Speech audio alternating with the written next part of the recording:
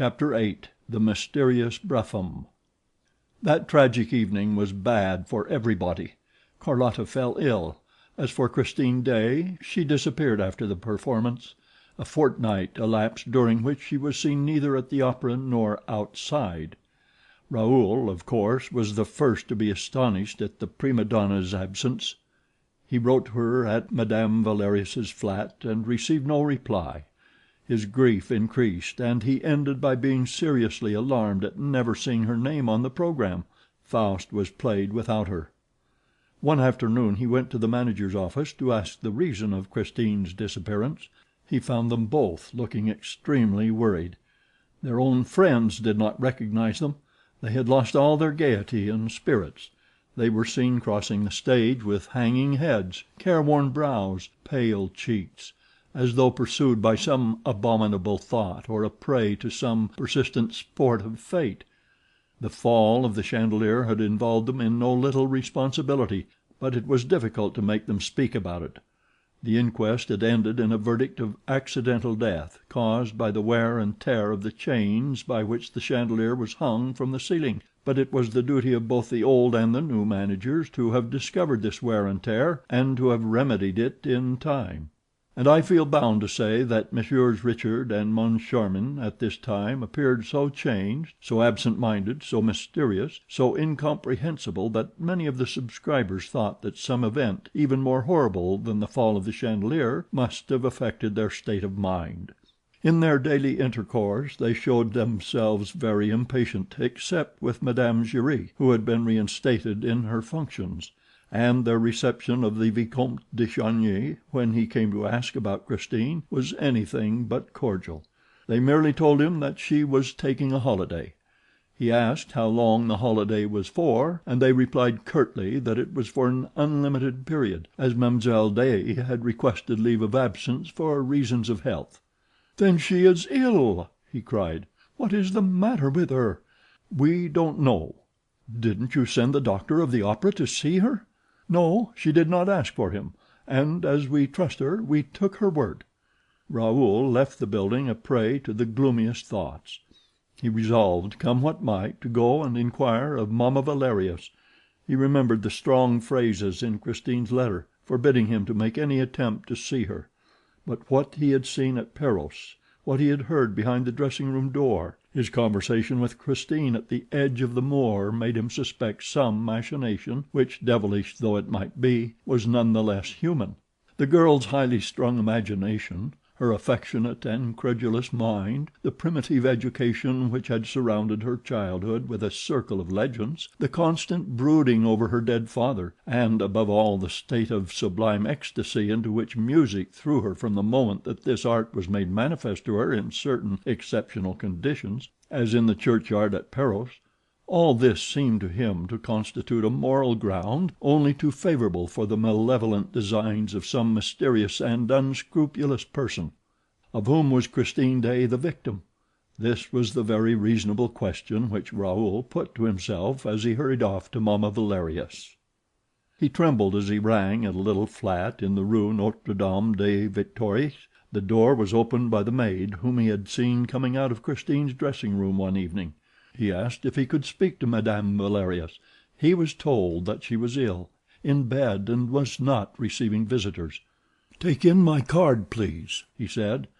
The maid soon returned and showed him into a small and scantily furnished drawing room in which portraits of Professor Valerius and old Daae hung on opposite walls. "Madame begs Monsieur le Vicomte to excuse her," said the servant. "She can only see him in her bedroom, because she can no longer stand on her poor legs." 5 minutes later Raoul was ushered into an ill-lit room where he at once recognized the good, kind face of Christine's benefactress in the semi-darkness of an alcove. Mamma Valerius's hair was now quite white, but her eyes had grown no older. Never, on the contrary, had their expression been so bright, so pure, so childlike. "Monsieur de Chagny!" she cried gaily, putting out both her hands to her visitor. "Ah, it's heaven that sends you here. We can talk of her." This last sentence sounded very gloomily in the young man's ears. He at once asked, "Madame, where is Christine?" And the old lady replied calmly, She is with her good genius." "What good genius?" exclaimed poor Raoul. "Why, the angel of music." The Viscount dropped into a chair. Really, Christine was with the angel of music, and there lay Mamma Valerius in bed, smiling to him and putting her finger to her lips to warn him to be silent, and she added: "You must not tell anybody." "You can rely on me," said Raoul. He hardly knew what he was saying, for his ideas about Christine, already greatly confused, were becoming more and more entangled, and it seemed as if everything was beginning to turn around him, around the room, around that extraordinary good lady with the white hair and forget-me-not eyes. I know I can," she said, with a happy laugh. "But why don't you come near me as you used to do when you were a little boy? Give me your hands as when you brought me the story of little Lotta, which Daddy Day had told you. I am very fond of you, Monsieur Raoul, you know, and so is Christine, too."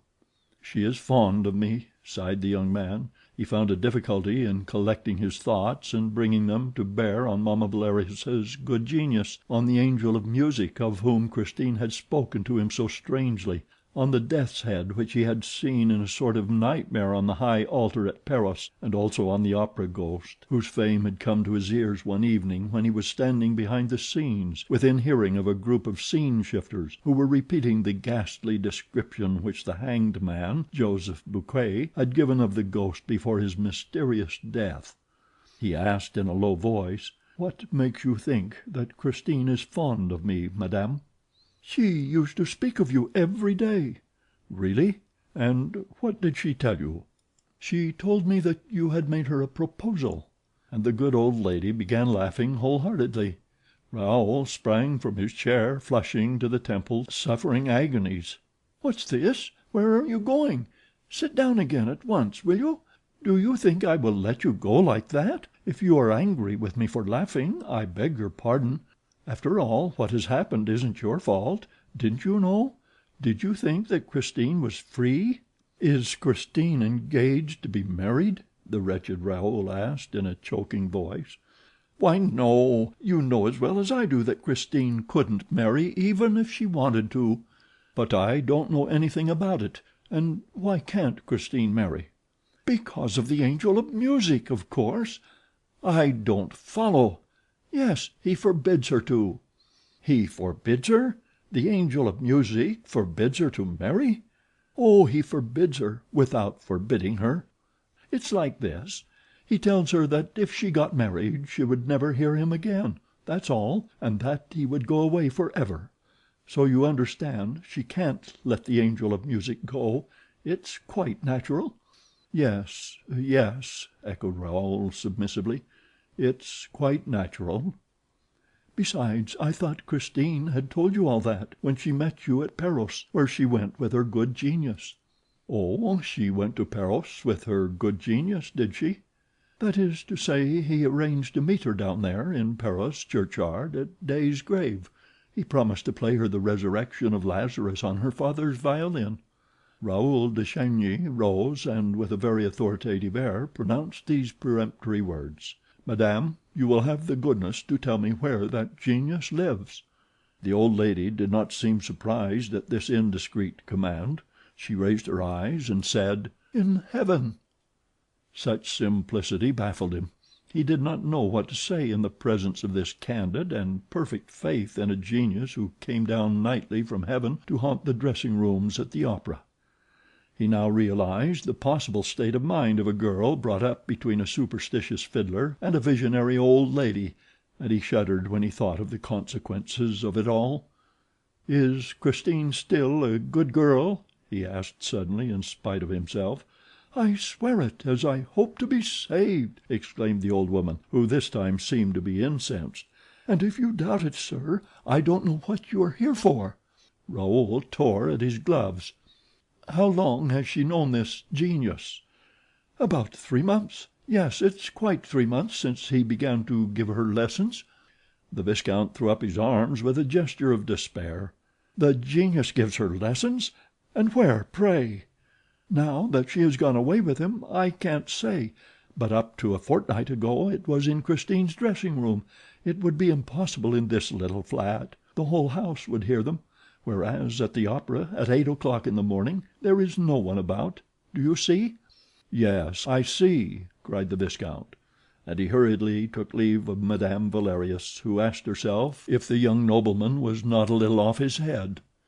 He walked home to his brother's house in a pitiful state. He could have struck himself, banged his head against the walls. To think that he had believed in her innocence, in her purity. The angel of music. He knew him now. He saw him.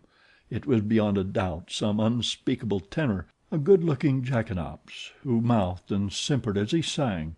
He thought himself as absurd and as wretched as he could be. Oh, what a miserable, little, insignificant, silly young man was Monsieur le Vicomte de Chagny, thought Raoul furiously. And she, what a bold and damnable sly creature. His brother was waiting for him, and Raoul fell into his arms like a child. The count consoled him, without asking for explanations, and Raoul would certainly have long hesitated before telling him the story of the angel of music. His brother suggested taking him out to dinner.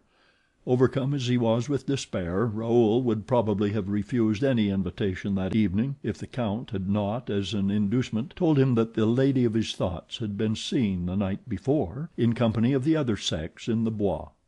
At first the Viscount refused to believe, but he received such exact details that he ceased protesting.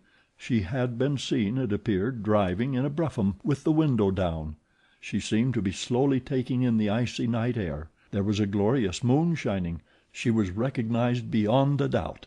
As for her companion, only his shadowy outline was distinguished leaning back in the dark. The carriage was going at a walking pace in a lonely drive behind the grandstand at Longchamp.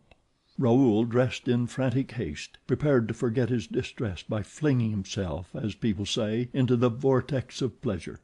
Alas, he was a very sorry guest, and leaving his brother early found himself, by 10 o'clock in the evening, in a cab behind the Longchamp race course. It was bitterly cold, the road seemed deserted, and very bright under the moonlight. He told the driver to wait for him patiently at the corner of a near turning, and, hiding himself as well as he could, stood stamping his feet to keep warm. He had been indulging in this healthy exercise for half an hour or so when a carriage turned the corner of the road and came quietly in his direction at a walking pace. As it approached he saw that a woman was leaning her head from the window, and suddenly the moon shed a pale gleam over her features. "Christine!" The sacred name of his love had sprung from his heart and his lips. He could not keep it back. He would have given anything to withdraw it, for that name, proclaimed in the stillness of the night, had acted as though it were the preconcerted signal for a furious rush on the part of the whole turnout, which dashed past him before he could put into execution his plan of leaping at the horses' heads. The carriage window had been closed, and the girl's face had disappeared, and the brougham behind which he was now running was no more than a black spot on the white road. He called out again, "Christine!" No reply, and he stopped in the midst of the silence. With a lackluster eye he stared down that cold, desolate road and into the pale, dead night. Nothing was colder than his heart, nothing half so dead. He had loved an angel, and now he despised a woman. Raoul, how that little fairy of the north has trifled with you. Was it really necessary to have so fresh and young a face, a forehead so shy and always ready to cover itself with the pink blush of modesty in order to pass in the lonely night in a carriage and pair, accompanied by a mysterious lover? Surely there should be some limit to hypocrisy and lying. She had passed without answering his cry, and he was thinking of dying, and he was 20 years old. His valet found him in the morning sitting on his bed. He had not undressed, and the servant feared, at the sight of his face, that some disaster had occurred. Raoul snatched his letters from the man's hands. He had recognized Christine's paper and handwriting. She said: "Dear, go to the masked ball at the opera on the night after tomorrow. At 12 o'clock be in the little room behind the chimney place of the big crush room. Stand near the door that leads to the rotunda. Don't mention this appointment to anyone on earth. Wear a white domino and be carefully masked. As you love me, do not let yourself be recognized. Christine." Chapter 9.